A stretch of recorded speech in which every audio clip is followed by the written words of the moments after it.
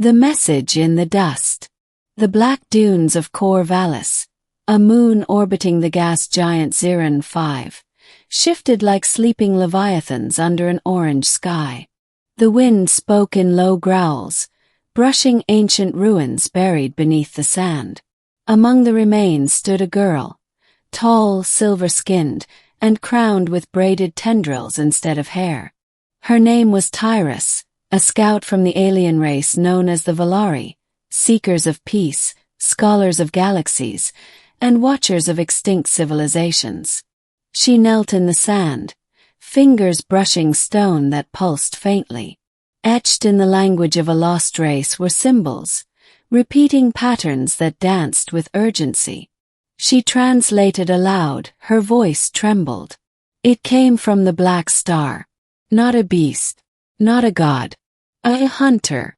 Behind her, the wind thickened, stirring with static. Her crew, a small expedition team aboard the Valari vessel Saruan, had picked up strange energy signals in the sector, leading them to this uncharted moon. But now Tyrus felt something else, eyes watching from the shadows of the dunes. A turn. Nothing but sand and bone-white wreckage. Yet the feeling lingered. To the human, Captain Elias Wren was not supposed to be alive. The last known human in this sector, Elias had escaped the collapse of Earth's final colony vessel, the Solstice Arkansas. For 10 years he'd wandered the dead zones, asteroid belts, forgotten moons, derelict spaceports, until he found Corvallis. It became his refuge and his prison. His body was hardened by radiation storms and scarcity, his face covered in a beard streaked with gray and ash. But his mind was sharp, his instincts honed. He'd seen the Valari ship descend hours ago, sleek, pale, humming like a songbird. They were curious, always had been, non-aggressive. Yet they brought trouble in their wake, as all interstellar explorers did. Something old and violent stirred in this place, and the humans had once tried to lock it away. Elias had read the warning too. He carved it there himself 8 years ago, with his blood and a dying alien's fingers. It came from the Black Star. And now someone had activated the signal again. Elias watched through a broken visor from atop a dune. The alien girl, Tyrus, her name carried on their comms, was too close. She didn't know what was below. "You need to leave," he whispered into the dust, "before it sees you." 3. The awakening of the beast. Deep beneath the sands it stirred. The beast had no name, not in any living language. It had been imprisoned here after the extinction of the Thera, a sentient race that had harvested stars. The Thera had created it as a weapon, a biological mind engine with adaptive hunting instincts and the capacity to mirror its prey. They called it the Vorthuan. But they lost control. It killed them all, patiently, methodically, feeding on their fear, mimicking their shape until even their own couldn't tell what was real. When the humans arrived centuries later, they tried to destroy it with nuclear fire. That failed. So they buried it. But now, awakened by the presence of new prey, new minds, new scents, the beast opened its eyes beneath the earth. It saw through dust and metal, through skin and bone. It sensed the mind of Elias. Cunning, scarred, dangerous. But more than that, in the human eye, it saw something different. Not prey, but a predator. 4. Unlikely alliance.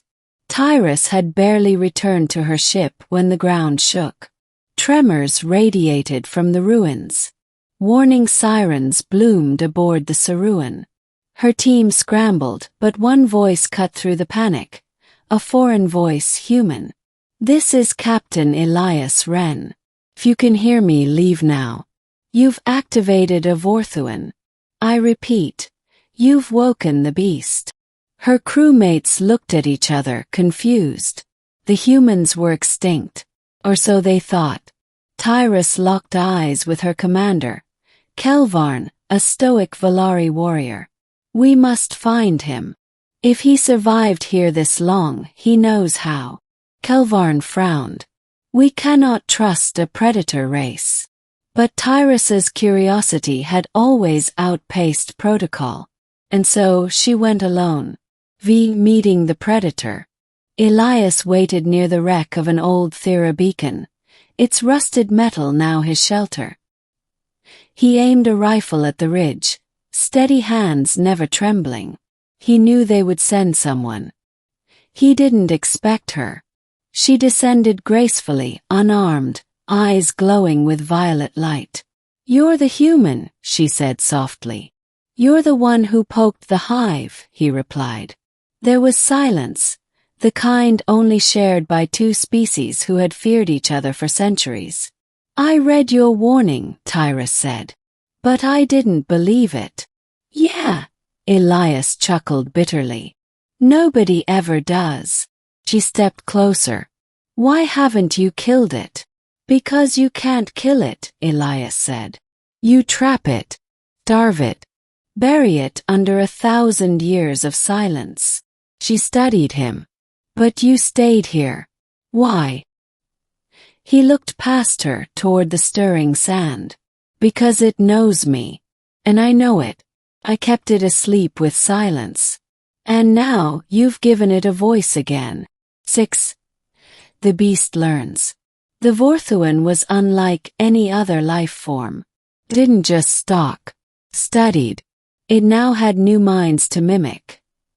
Alien, empathic, beautiful.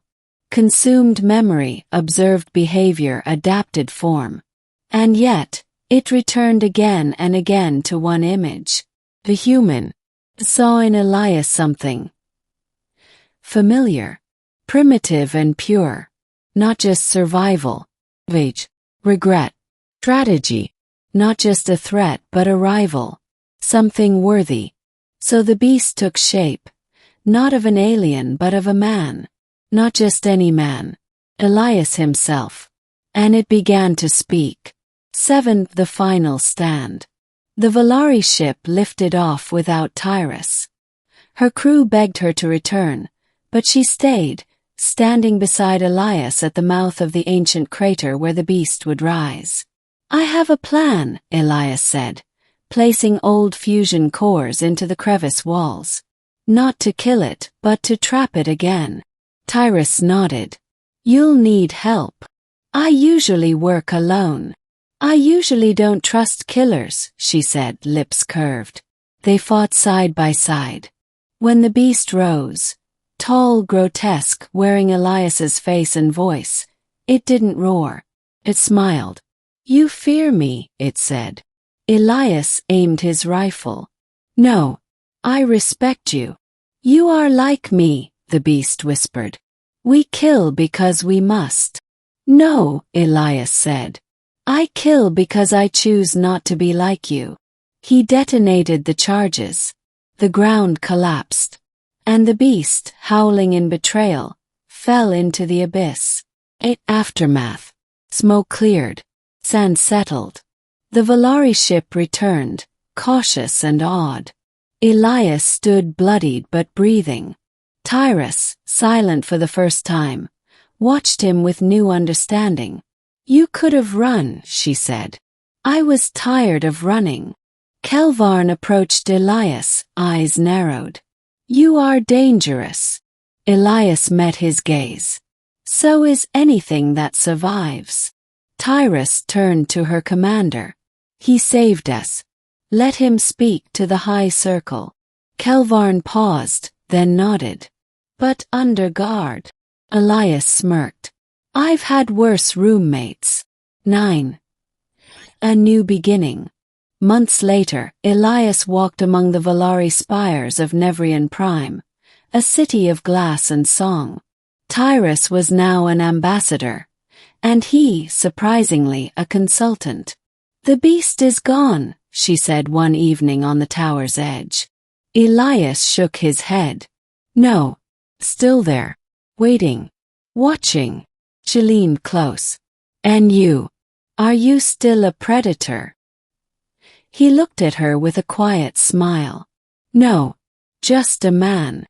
She reached out, touching his weathered hand. For the first time, Tyrus, the alien girl, was left speechless.